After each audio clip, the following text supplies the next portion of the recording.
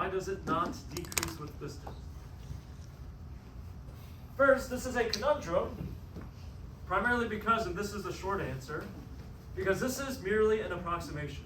There is no such thing as an infinite plane. Right? That's ultimately kind of where this issue arises. However, we are working within this approximation, so how can we make sense of this mathematical conundrum? And this is the answer. If, let's say, plane is infinitely wide, meaning the radius of the plane goes to infinity. So that's a mathematical representation of infinitely wide. So if the plane is infinitely wide, then all points are quote unquote infinitely close.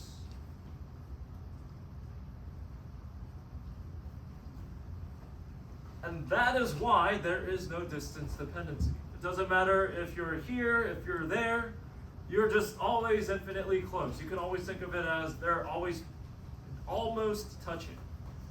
Because you're almost touching, it really doesn't matter if you're slightly more touching than slightly not touching. You're always just infinitely touching compared to how much charge there is actually around you. So that's why. So that's how we make sense of this.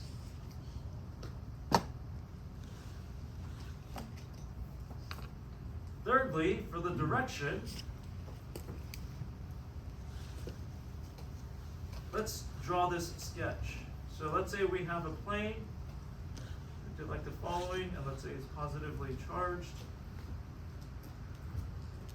So the electric field, it's going to be the same throughout all of space in terms of the electric field strength. But because this is a plane,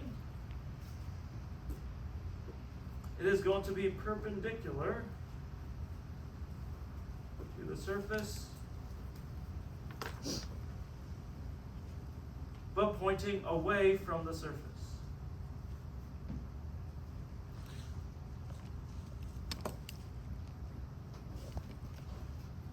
This is on the top of the plane. What about the bottom? What about the bottom? Which direction is it going to be pointing? Instead of pointing up, it will be pointing down.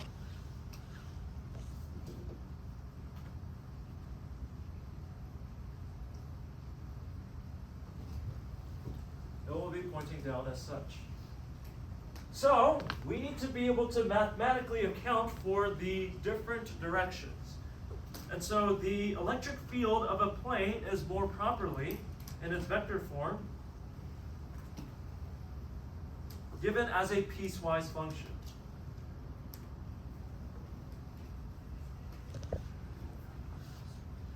It is equal to either positive eta over 2 epsilon naught, if z is greater than 0, meaning you're above the plane. That means it's pointing above.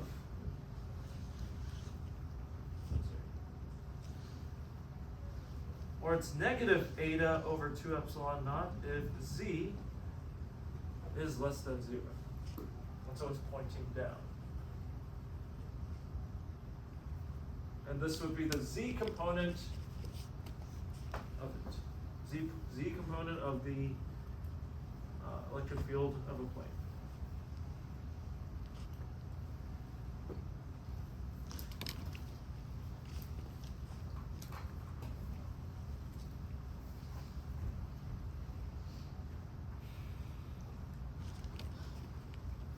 Lastly, for 3D, we have a sphere.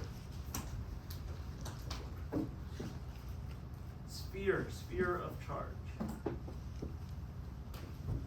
For this one, the calculation is a little bit more complex.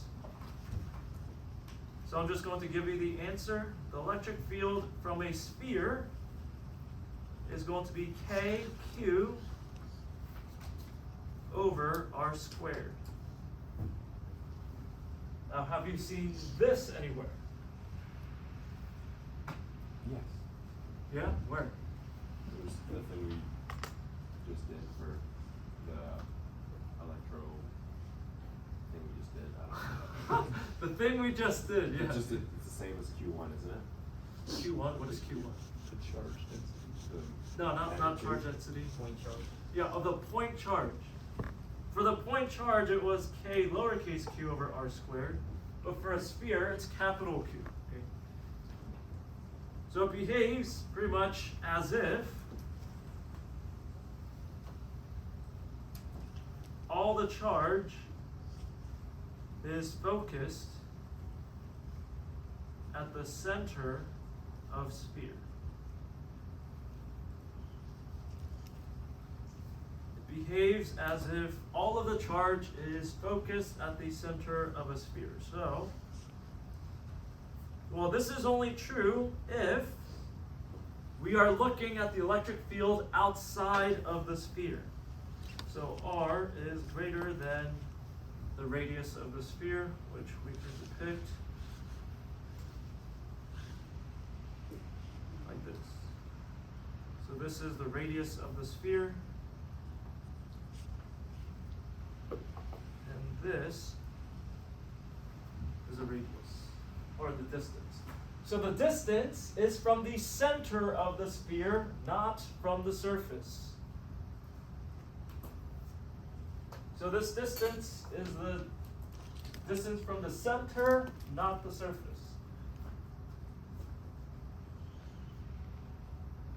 So this lowercase r from center of sphere.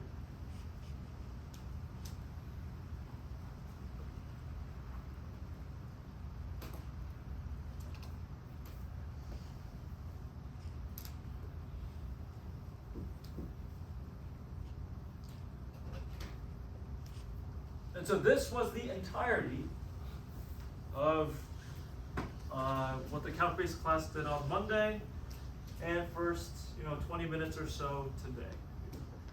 But they got through all of the calculus derivations, so it's essentially from here to here.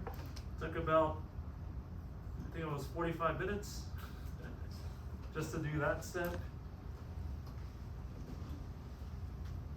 From the wire to a ring took about 25 minutes.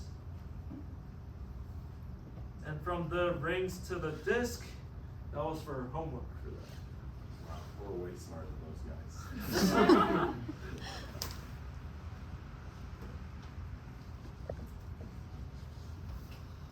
So in case you guys were curious why I was able to cancel class for you guys, just those intermediate steps require calculus, and obviously you guys haven't taken it yet. And so now we are right on track with where they picked up in the middle of class today. And likely we will be ending early, because once we catch up with them, I'm not going to get ahead of their material for you guys. All right, so and from here we can continue.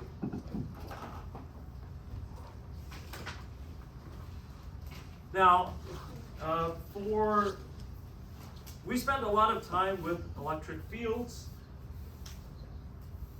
and in typical use, what is called a uniform electric field is often desired. What is called uniform electric field.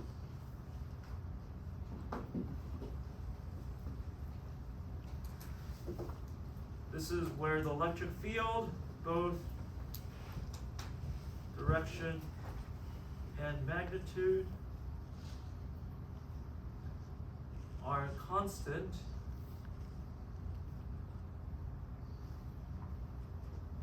throughout space.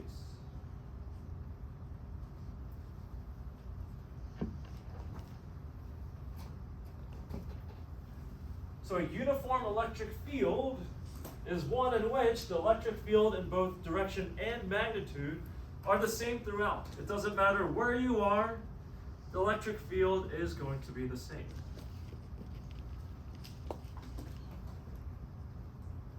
And we're going to give it the acronym UEF. So here, UEF is often desired for laboratory settings.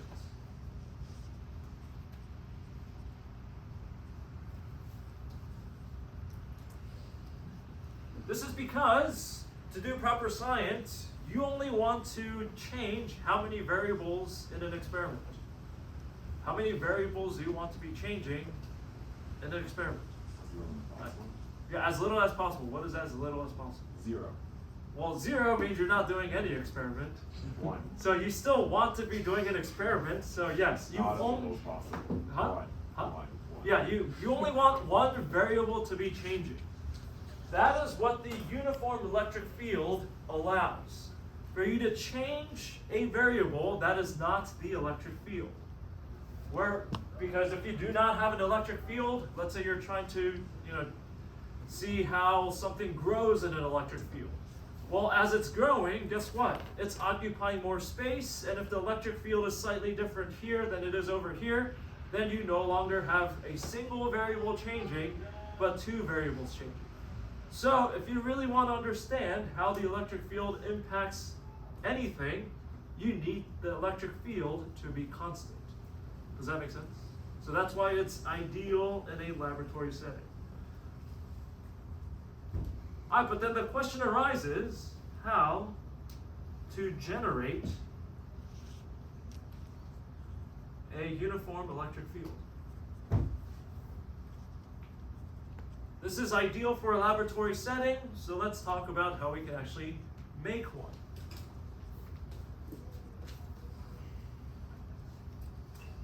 First, I'm going to give you, I'm going to eliminate the wrong answers, and that is point charges. Point charges can never generate a UEF. And why is that? Because the electric field of a point charge has a 1/r² dependency. There is a positional dependence on the electric field. Therefore, no point charges will ever allow you to generate this nice experimental system. Likewise,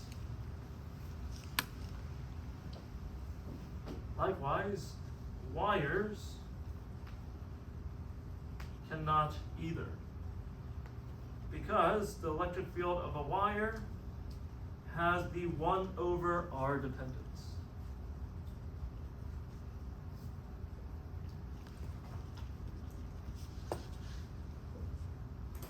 So a distance dependency will never ever allow you to generate a uniform electric field. So, I hope you see where I'm going with this. We just discussed that planes do not have distance dependency. Planes can, in what is called a parallel plate capacitor. Parallel plate capacitor.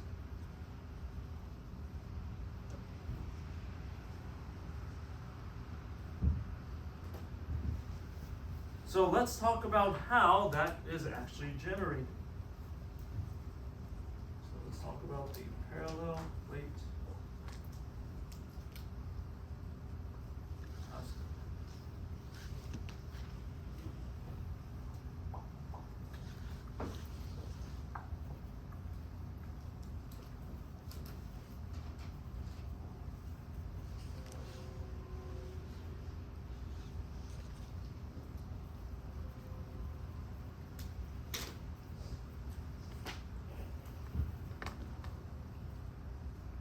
So the parallel plate capacitor is the easiest way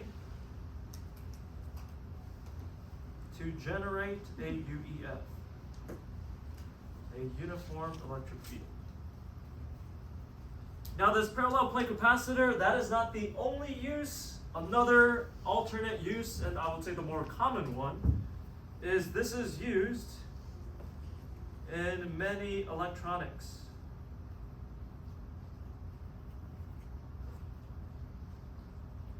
But the use in electronics we're going to get to in a few weeks. Today we're going to be focusing on how does it actually generate the uniform electric field. That is of interest today. But we will be coming back to this idea of a capacitor later on in the semester. So let's talk about what a parallel plate capacitor is. So let's say two electrodes, which are simply charged plates or charged planes. We'll call it charged planes. Be consistent with the vocabulary. So the two electrodes, as long as they're charged equal but opposite,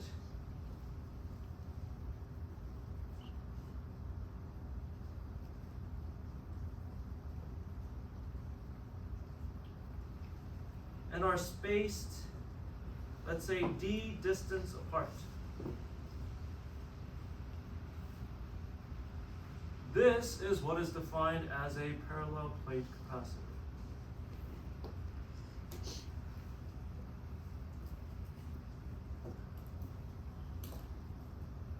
So visually speaking, we have one electrode we can represent with a circular plate. So one will have a charge of positive Q, the other one's going to have a charge of negative Q. Let's say we also know the area of the plates, and we space them out AD distance apart.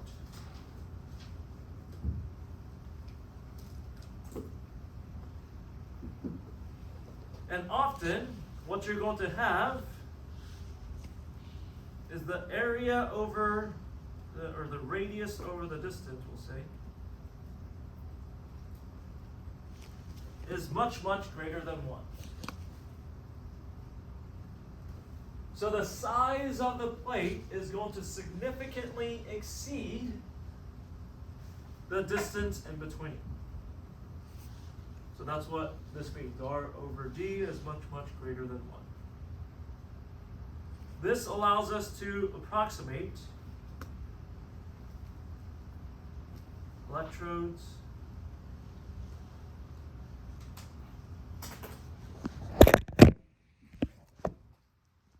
as infinite planes.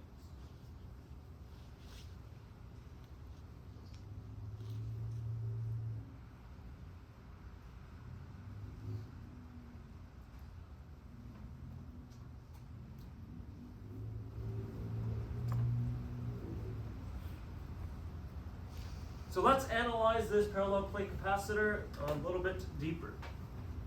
And so what we're going to do is we're going to zoom in so to highlight the essential features. So what we're going to do is we're going to take cross sections of the circular plate and zoom in so that it kind of looks like this. This would be the positively charged plate. And this would be the negatively charged plate. So we're just kind of zooming in on the relevant portion. And we want to look at the electric field on the left of the positive, in between, or to the right of the negative. Let's first look at the area in between here. We have an electric field contribution from this positively charged plate.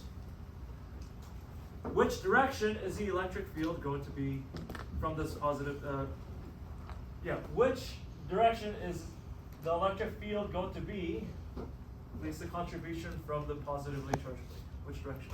Right. Right is correct. So this will be the electric field contribution from the positive. What about from the negatively charged plate? Which direction will it be? Go towards negative. Yeah, towards the negative. Remember, if it's negative, it is towards itself. So positive is away, negative is towards. So both are going to be contributing an electric field towards a negatively charged plate. So what is the net electric field in between the plates? It is going to be to the right.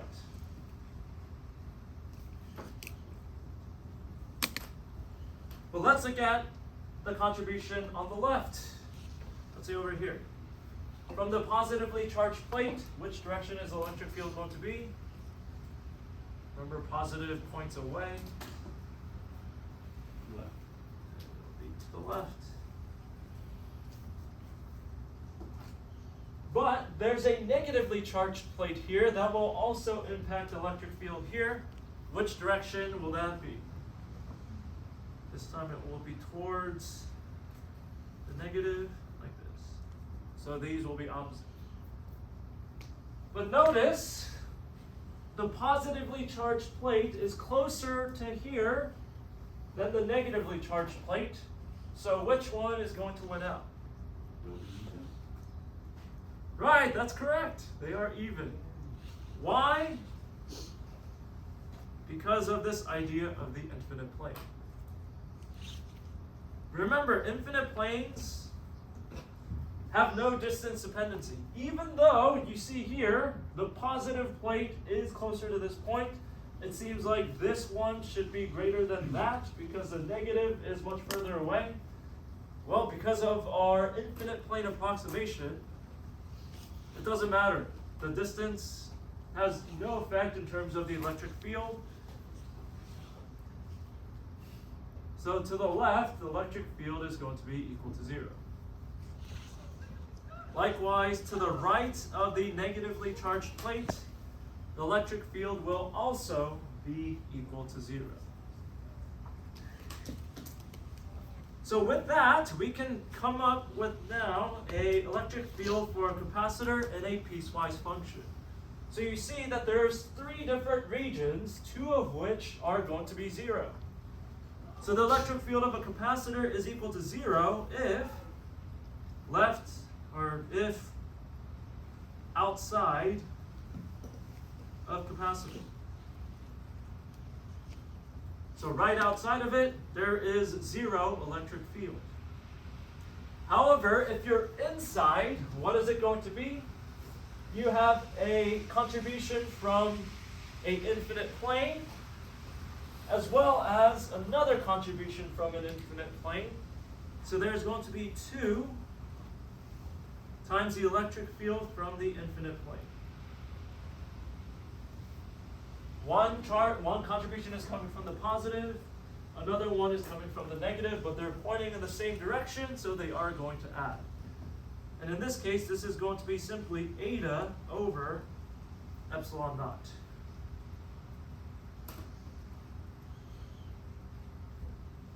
And this is if in between the plates. And so this is the electric field profile of a parallel plate capacitor. And you see here that it is completely constant in space, so it is uniform all throughout. It doesn't matter if you're here, here, here, here, everywhere in between, it has the same electric field, which is very ideal for experimental purposes.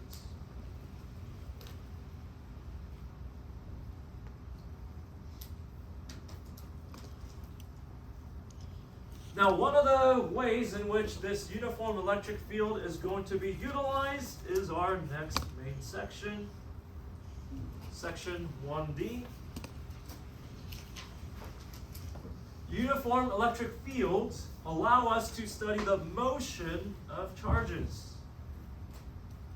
So motion of charged particles.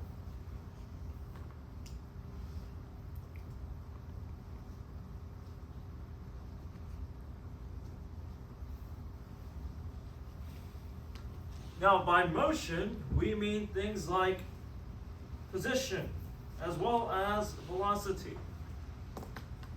Oh, are these ringing a bell from last semester? Well, how do you get position and velocity? You can get these as long as you have the acceleration.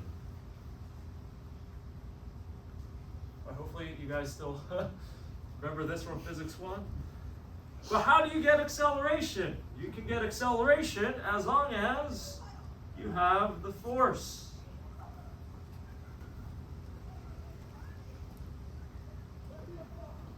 But for electrostatics, how do you get the force? As long as you have the electric field.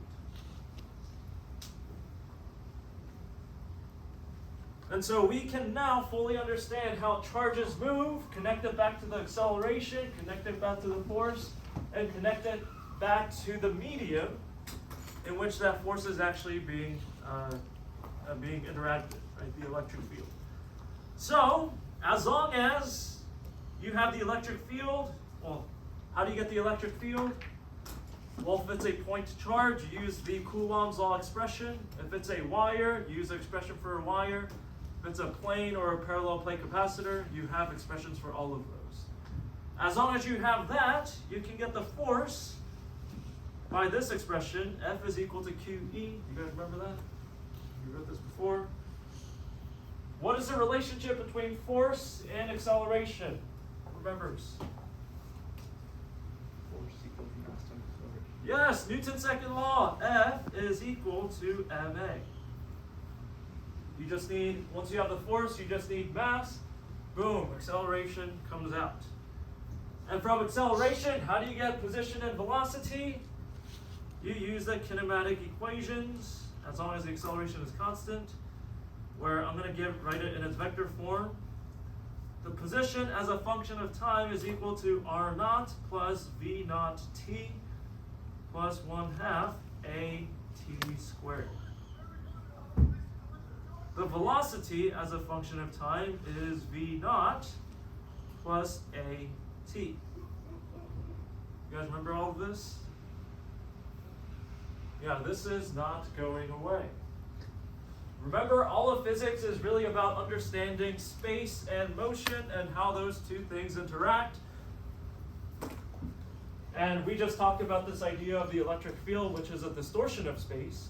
Well, how does that actually affect the motion? And this is the full chain, full sequence of logical connections. Okay. And we'll leave it off here. This is where we got to in the calculus class. We'll do an example on Monday.